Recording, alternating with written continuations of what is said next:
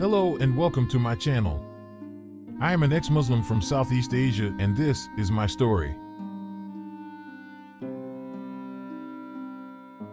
In the last video, I talked about a group of verses in the Quran that totally defy logic and facts.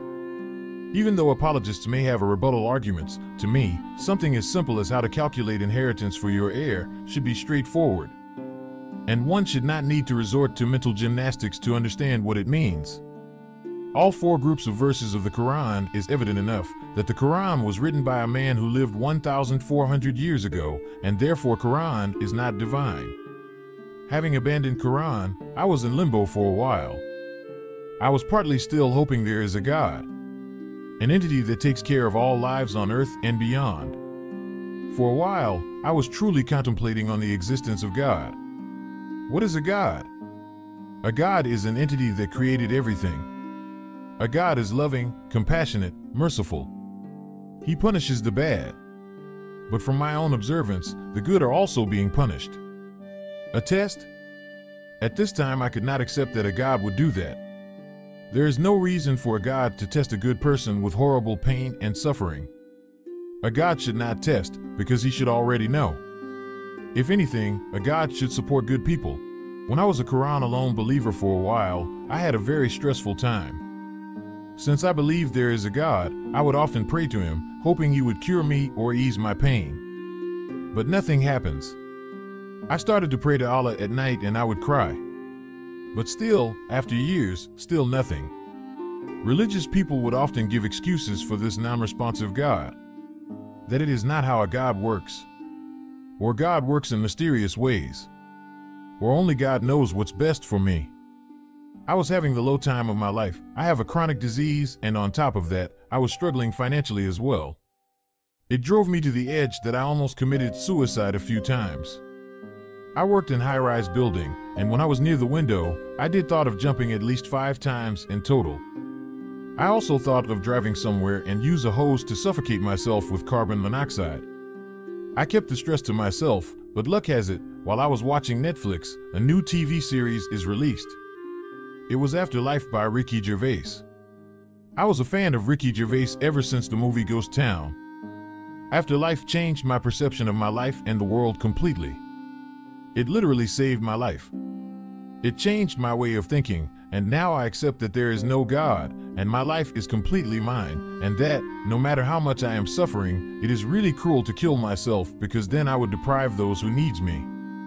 Even when you think there is no one, there could be a dog that needs you to feed him, or a plant that needs watering, or a stranger that needs you to remove a banana peel on the floor so he would not slip and break his back. There could be countless needs in every moment of your life. I then started listening talks by famous atheists who debated against religion and against the existence of God. People like Carl Sagan especially caught my attention. He speaks with such honesty that it is hard to deny the facts he was saying. The argument that if everything has a creator, then who created God? And the argument by Ricky Gervais who said that I was a Muslim only because I was born in a Muslim family. If I was born in an Indian family, I'd most probably be a Hindu or Christian instead. It makes absolute sense. Majority of people started with the religion of their fathers. So, whose religion is the right one? There are 3,000 religions in the earth right now, so how do you know yours is the truth? And the point that Carl Sagan made about how most religious people said that we humans are the chosen creatures. That idea becomes insignificant when we observe the vastness of the universe. A photo of Earth taken from the rings of Saturn shows a pale, blue dot. It is unlikely that human beings are created for the whole universe. More likely is, whatever alive on Earth is the byproduct of the universe. Earth is like a small tiny atom on a big planet. Since then, my stance in atheism is fixed. After leaving Islam and Quran-alone faith, I have a newfound joy in my life. I also find that I have a lot of free time, which I truly appreciate. I no longer feel the anxiety, the fear, the guilt of missing a Fajr prayer or any prayers. I no longer felt dirty when I did not do the bathing rituals after having a relation with my wife. I am free to touch whatever I want outside in public.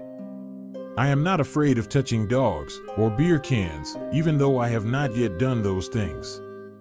I felt truly free. I can enjoy my time with painting, listening any music that I like, playing the guitar, and I simply continue to talk when there is an azan at the nearby mosque. Now I can truly focus on this life. I could spend time to read a book, to play games, to clean and maintain my house, to improve more things in my house and at the office where I work because of the extra time that I have. It is truly a liberating experience. Even though I am still a closeted ex-Muslim, I kept everything to myself and was able to enjoy my life 10 times more than when I was a Muslim. I hope all Muslims could listen to my story and investigate Islam yourself. You know what I am saying is the truth. But as Morpheus said to Neo, I can only show you the door, you're the one who has to walk through it. With that, I end this series with thank you for your views, likes, and subscription. I intend to post more videos critical of Islam next week. Stay tuned and have a nice day.